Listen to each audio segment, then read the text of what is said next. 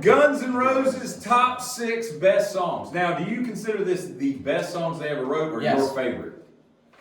Because I mean, they're going to be the best. not always. I mean, No. because no, for example, yeah, Sweet yeah, Child of yeah, Mine, yeah, Paradise City, These are my great favorite. songs, These are my favorite. but they're not my favorite. These are my favorite. These are your favorite. Okay, same thing, John. All right, go ahead. November Rain. Yep. Great solo. November Rain. I'm going with Estranged because the guitar melodies are just another world. They're just so good. Cool. What you got? Don't cry. Don't cry. I'm going with Rocket Queen.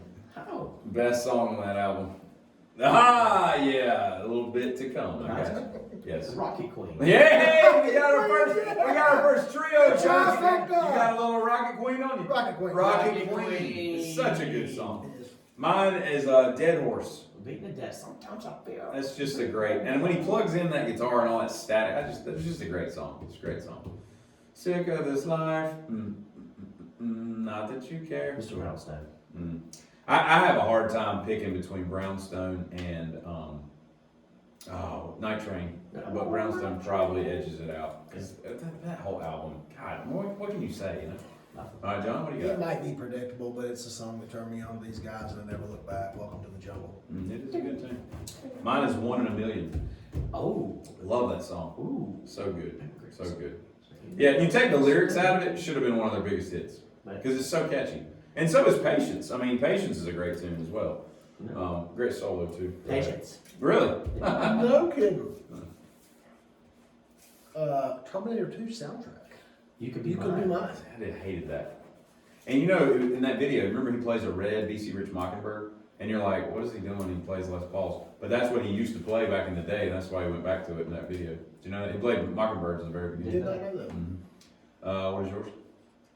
I just said you could be mine. Oh, that was right. That was your pick. I'm looking at him. My Michelle. I like that a lot. Michelle's a good one. It's the last song, right? No, I got one more. No, I'm saying that's the last one on that. No, that's 6. Rocket Queen's last. Rocket Queen's last one. Number 6 is My Michelle. Probably my favorite Guns N' Roses song. It's on Chinese Democracy. It's called Better. It is. That is a great tune. love That is a that great song. tune. It's Yeah, fantastic. it is a good. It is That's a good. my favorite Guns N' Roses song of all time. Awesome. Dead Horse is my favorite. What do you got, John? What's the Civil War. last? So, Oh, Civil War! That's a good A one. little bit about Civil War. I don't know if you remember this, but that that South song, lost. it got leaked. The South Devils. The War of Northern Aggression.